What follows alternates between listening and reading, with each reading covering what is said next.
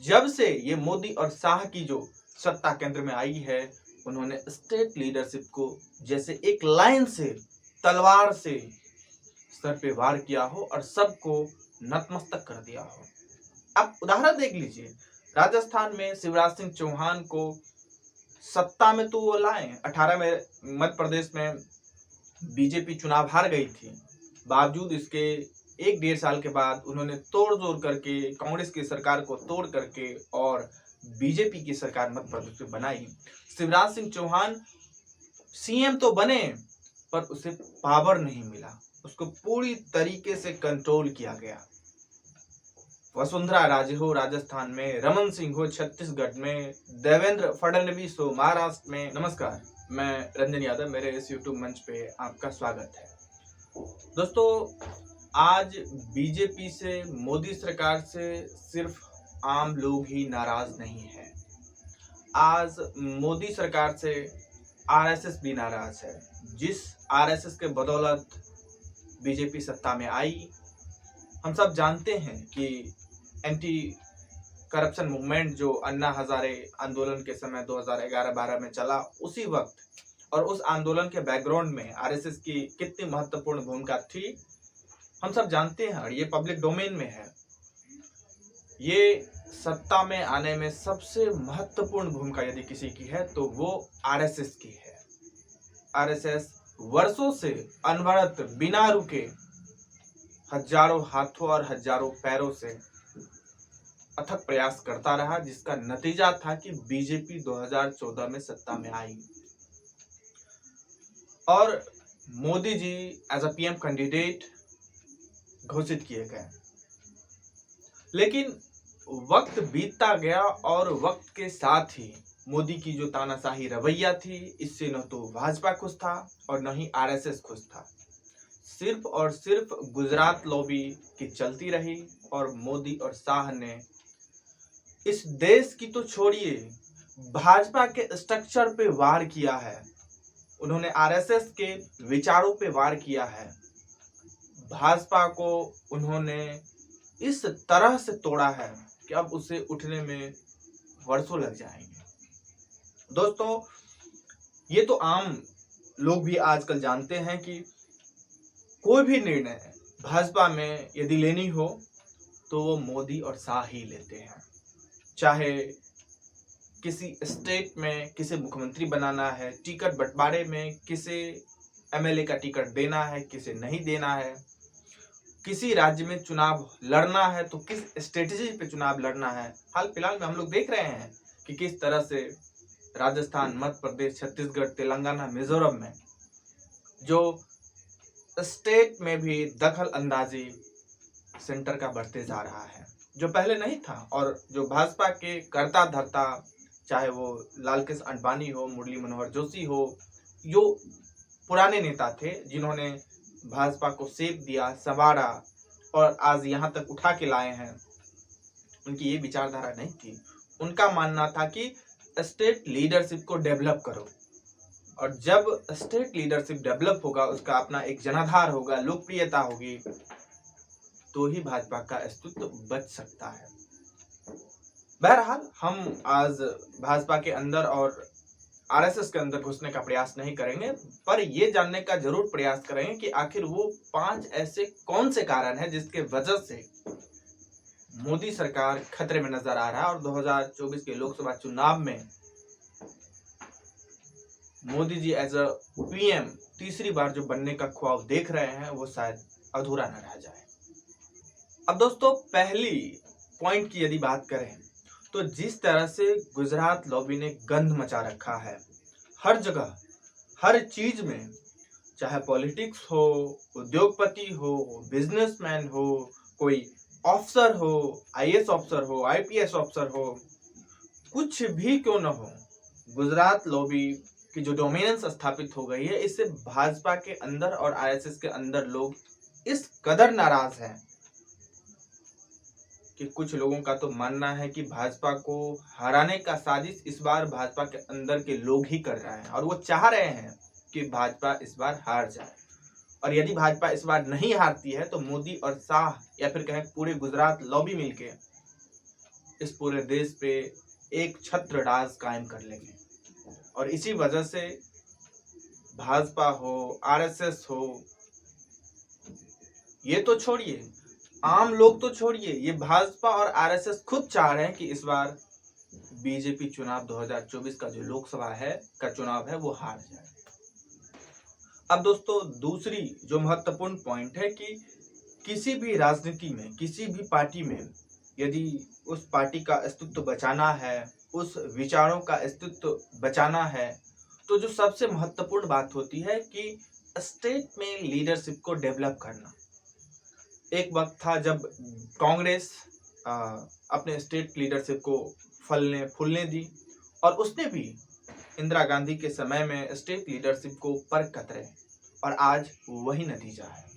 2014 से पहले बीजेपी के स्टेट लीडरशिप मजबूत जनाधार वाले थे। केंद्र में उसकी सरकार नहीं थी, पर स्टेट में उसका एक अपना चेहरा था, अपना एक लीडर था, और जो बीजेपी के आरएसएस के विचारों को पालन करते हुए लोगों तक, गली गली और मोहल्ले मोहल्ले तक भेजने का काम करता था। पर जब से ये मोदी और शाह की जो सत्ता केंद्र में आई है, उन्होंने स्टेट लीडरशिप को जैसे एक लाइन से, तलवार से सर पे वार किया हो और सबको नतमस्तक कर दिया हो।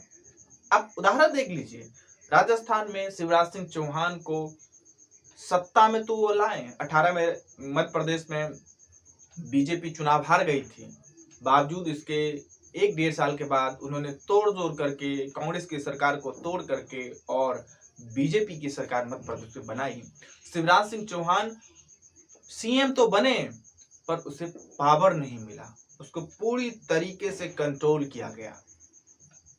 वसुंधरा राजे हो राजस्थान में, रमन सिंह हो छत्तीसगढ़ में, देवेंद्र फडणवीस हो महाराष्ट्र में, सबका एक तरीके से जैसे लगा कि तलवार से सिर कत्ल कर दिया गया हो, पूरे स्टेट लीडरशिप को खत्म कर दिया हो। पूरी तरीके से पूरा पार्टी, पूरी सरकार, पूरा देश सिर्फ 2 लोगों पे निर्भर है, मोदी और शाह पे। पूरे स्ट्रक्चर को जैसे तबाह कर दिया हो। और वो 2 लोग जिस तरह से तानाशाही शासन स्थापित करना चाहते हैं, न तो ये देश उसे स्वीकार करेगा, न भाजपा खुद इसे स्वीकार करेगी, और न ही आरएसएस इसे स्वीकार करेगा।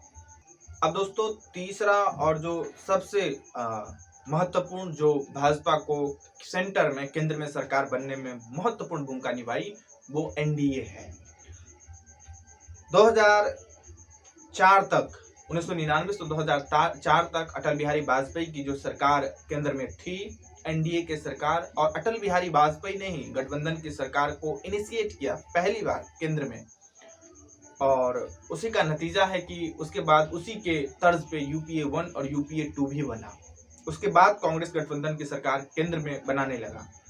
2014 में मोदी ने गठबंधन की रणनीति को साधने में सफल रहे, और उस गठबंधन के दम पे, एनडीए के दम पे, उन्होंने 14 में भी और 19 में भी केंद्र में बहुमत के साथ, अपार बहुमत के साथ सत्ता में आई। जितनी ताकतें हो सकती थी, उन्होंने जितनी ताकतें मांगी आम लोगों से, आवाम से, कि आप हमें मजबूत जनाधार दीजिए, इस देश के विकास और तरक्की में हमें कोई बाधा नहीं चाहिए, आवाम ने उसे उतनी बहुमत दी, ताकत दी, और वो एनडीए के वजह से ये संभव हो पाया। और आज ये मोदी और शाह एनडीए को नस्तनाबूद करने का जो प्रयास कर रहे हैं, इसके वजह से 2024 का लोकसभा चुनाव मोदी न तो जीत पाएंगे और न ही पीएम बन पाएंगे। आप देखिए, एनडीए के घटक दल शिवसेना था, महाराष्ट्र में उद्धव ठाकरे को मुख्यमंत्री पद से हटवा करके, शिवसेना को तोड़ के, उसके एक गुट को एकनाथ शिंदे के हाथ में सौंप के और फिर सरकार में आ गए, पार्टिसिपेशन कर लिए। बिहार में नीतीश कुमार एनडीए से निकल गए हैं।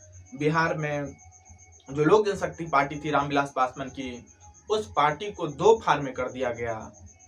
आपको बहुत सारे ऐसे उदाहरण मिल जाएंगे कि एनडीए को बहुत सारे जो पहले घटक दल थे 2014 में और 19 में, वो अब नहीं है, छोड़ चुके हैं। और इसके वजह से जो बीजेपी चाह रही है कि 2024 में हम सत्ता में फिर आए, मुश्किलें खड़ी हो रही है। आज उसके पास घटक दल नहीं है, वो छोटे छोटे जो ब्लॉक होते थे, चंक होते थे, जिसके वजह से जो सोशल इंजीनियरिंग करके मोदी जी सत्ता में दो बार आए, इस बार वो रास्ता आसान नहीं है, क्योंकि आज उसके पास जो सहयोगी दल है वो नहीं है जो पहले 2014 में और 19 में था। अब दोस्तों, ये तो तीन जो हमने बताई वो डोमेस्टिक पॉलिटिक्स से जुड़ी हुई चीजें थी, लेकिन इंटरनेशनल पॉलिटिक्स में, फॉरेन पॉलिसी में भी मोदी सरकार सफल नहीं हुए। मोदी सरकार की जो रिजीम इतिहास के पन्नों में गिनी जाएगी, लिखी जाएगी, पढ़ी जाएगी, वो सफल फॉरेन पॉलिसी के तौर पे नहीं बल्कि असफल फॉरेन पॉलिसी के तौर पे जानी जाएगी। हम लोगों ने देखा कि जब रूस और यूक्रेन की वार हुई, उस वक्त जो भारत का स्टैंड था वो क्लियर नहीं था। कभी भारत रूस के साथ झुकाव दिखाती थी, कभी यूक्रेन के साथ झुकाव दिखाती थी। जरूर ये बात जरूर है कि यूक्रेन के साथ वेस्टर्न कंट्री अमेरिका खड़ा होने का प्रतिबद्धता दिखाई, और जिसके वजह से भारत ने एक बड़ी मूर्खता कर दी कि वो अपने पुराने और सदाबहार मित्र रूस को छोड़ करके यूक्रेन का लाइन, यूक्रेन के साथ उन्होंने खड़े होने की, या यूक्रेन की जो भाषा है वो बोलने लगे। हाल फिलहाल में जो इजराइल और फिलिस्तीन की वार चल रही है, वहां भी हमने देखा कि मोदी और विदेश मंत्रालय एस जयशंकर जो हैं, दोनों का लाइन अलग अलग था।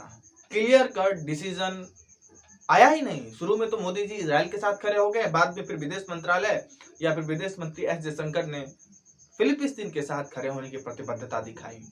ये दुलमुल एक तरह से विदेश नीति जो है, ये भारत का स्टैंड, भारत का कद विश्व में मजबूत नहीं होने दिया। कतर जैसे छोटे मुल्क जो 2.5 लाख आबादी वाला देश है, उसने हमारे 8 नौसेना के जवानों को फांसी की सजा सुनाई। ये भारतीय विदेश नीति की सफलता नहीं है, ये असफलता है। मालदीव में हमारे जो सैनिक बेस हैं, वहां मूवमेंट चल रहा है, डोमेस्टिक मूवमेंट चल रहा है मालदीव में, कि भारत के जो सैनिक यहाँ तैनात हैं उसे हटाया जाए। कनाडा के साथ हमारे रिश्ते लगातार खराब हो रहे हैं। तो एक तरह से हर तरफ से हम घिरे हुए हैं। किसी भी कंट्री के साथ मेरे अच्छे रिश्ते, अच्छे ताल्लुकात मोदी सरकार के रिजीम में नहीं बनाए गए हैं, जबकि ये प्रचारित किया गया, गोदी मीडिया हो या सोशल मीडिया हो, फेक न्यूज के माध्यम से, कि भारत विश्व गुरु बनने जा रहा है और मोदी जी अंतर्राष्ट्रीय लीडर बनने जा रहे हैं। किस तरह आप कह रहे हो कि अंतर्राष्ट्रीय लीडर बनने जा रहा है? आपका स्टेटमेंट नहीं क्लियर होता है, आप स्टैंड नहीं ले पाते हो किसी कंट्री के साथ। आप कैसे कह सकते हैं कि मोदी भारत को विश्व गुरु बनाएगा और मोदी एक तरह से इंटरनेशनल लीडर बनने जा रहा है? आखिरी और जो सबसे महत्वपूर्ण पॉइंट है कि इकोनॉमी पॉलिसी जो भारत की रही मोदी सरकार में, वो बेकार और बेबुनियादी किस्म की रही। जिस तरह से इस देश के हालात हैं, अभी जो बेरोजगारी है, अभी EMI की जो रिपोर्ट आई है उसमें 10% बेरोजगारी बताई जा रही है, अभी भारत की है। सामान्य तौर पे मैं उदाहरण के लिए बता दूं, यदि 2% बेरोजगारी होती है एक विकासशील देश में, भारत जैसे विकासशील देश में, तो उसे ठीक माना जाता है। लेकिन 2% से ज्यादा 4% हो जाए तो वो एक तरह से तबाही और तबाही की निशानी होती है। पर यदि 10% हो जाए तो इसका अंदाजा आप खुद लगाएं कि ये स्थिति कैसे नाजुक हो सकते हैं। भारत की स्थिति वो है, महंगाई चरम पे है, और जिस तरीके से नोटबंदी लागू की गई उसमें जितनी नीतियां थी वो सारा का सारा फेल्योर हुआ। जो मोदी जी ने उपलब्धि बताई थी कि नोटबंदी से ये फायदे होंगे, कुछ फायदे नहीं हुए। उल्टे 15 लाख रोजगार चला गया। जो देश में छोटे व्यापारी थे सब खत्म हो गए। उसके बाद तुरंत 2016 में नोटबंदी हुआ, 2017 में GST को इम्प्लीमेंट किया गया, और उसके वजह से उसमें जो खामियां थी, मझुले छोटे जो उद्योग थे उसको गहरा चोट पहुंचा, और इस चीज से आज तक देश नहीं उभर पाया है। आप सोचिए कि 2016 में नोटबंदी हुआ, 17 में जीएसटी हुआ, और इसके वजह से जो इस देश की अर्थव्यवस्था को चोट पहुंची, आज भी ये देश उस चीज से उबर नहीं पाया है। तो कुल मिला के इकोनॉमी पॉलिसी में जो फॉल्ट थी, आप देखिए ना कि जो वित्त मंत्री हैं निर्मला सीतारमन, वो अर्थशास्त्री नहीं हैं, उनके पति अर्थशास्त्री हैं, और उन पे निर्मला सीतारमन पे उनके पति खुद प्रश्न उठा चुके हैं। तो कुल मिला के इतिहास में मोदी जी की जो कार्यकाल गिनी जाएगी, वो सफल राजनेता के तौर पे, सफल पीएम के तौर पे नहीं याद किया जाएगा। और इन जो 5 पॉइंट हमने गिनाए कि गुजरात लॉबी जिस तरीके से इस देश में अराजकता का माहौल पैदा किया है और तानाशाही शासन स्थापित करने का प्रयास कर रहा है, इससे आरएसएस और बीजेपी दोनों खफा है। दूसरी बात, जिस तरीके से फॉरेन पॉलिसी बीजेपी या मोदी सरकार के रिजीम की फेल्योर है, इकोनॉमी पॉलिसी फेल्योर है, और स्टेट लीडरशिप को जिस तरह से मोदी और शाह ने पर कतरने का काम किया, ये बीजेपी को एक तरह से पूरे स्ट्रक्चर को खोखला कर दिया है। आज सिर्फ और सिर्फ जो स्ट्रक्चर में है वो मोदी और शाह है। जो क्या होगा, कहाँ होगा, कब होगा, कैसे होगा, एवरीथिंग, हर चीज का निर्धारण ये 2 व्यक्ति ही करता है। तो इस वजह से न बीजेपी खुश है, न आरएसएस खुश है, और ये दोनों हाथ खड़े कर दिए हैं। और हाल फिलहाल में अभी इंटरनल सर्वे भी आया है आरएसएस का, बीजेपी का, कि इस बार 24 के इलेक्शन में जो बीजेपी को मिलने जा रही है सीटें, वो 190 से 200 के करीब उनका इंटरनल असेसमेंट है कि इतनी सीटें आ सकती है, जबकि बहुमत बहुत दूर है। बहुमत 275 के करीब होती है सरकार बनाने के लिए, पर अभी वहां सरकार नहीं पहुंची। और इसी वजह से हमने देख रहे हैं कि कई सारे जो चाहे बिहार हो या पश्चिम बंगाल हो या महाराष्ट्र हो, वहाँ के जो लीडर हैं उसको बेवजह किसी न किसी चीज़ों में फंसाने का प्रयास किया जा रहा है, और वहाँ अपनी ज़मीन तैयार करने की कोशिश की जा रही है। साथ ही जिस तरीके से एनडीए के जो घटक दल अटल बिहारी वाजपेयी के समय में थे, 2014 में थे, 2019 में थे, आज बीजेपी के पास वो लोग नहीं है, वो दल नहीं है, एनडीए का घटक दल वो लोग नहीं है। तो बीजेपी एक तरह से खोखली प्रतीत होती जा रही है, और इंडिया अलायंस या राहुल गांधी का कद लगातार बढ़ता जा रहा है, और उनकी जो पॉलिसी लेवल पे उन्होंने जो अनाउंस कर रहे हैं वो लोग पसंद कर रहे हैं आज। और जिस मोशन में राहुल गांधी आजकल नजर आ रहे हैं, वो वाकई यदि इसी मोशन में अगले 6 महीनों तक रह गए तो मोदी और शाह के लिए कुछ अच्छा संदेश नहीं होगा। आज बस इतना ही। अच्छा लगा हो तो प्लीज लाइक करें, शेयर करें, सब्सक्राइब करें, और आपकी जो राय इस मुद्दे से जुड़ी हो प्लीज कमेंट में जरूर बताएं। धन्यवाद।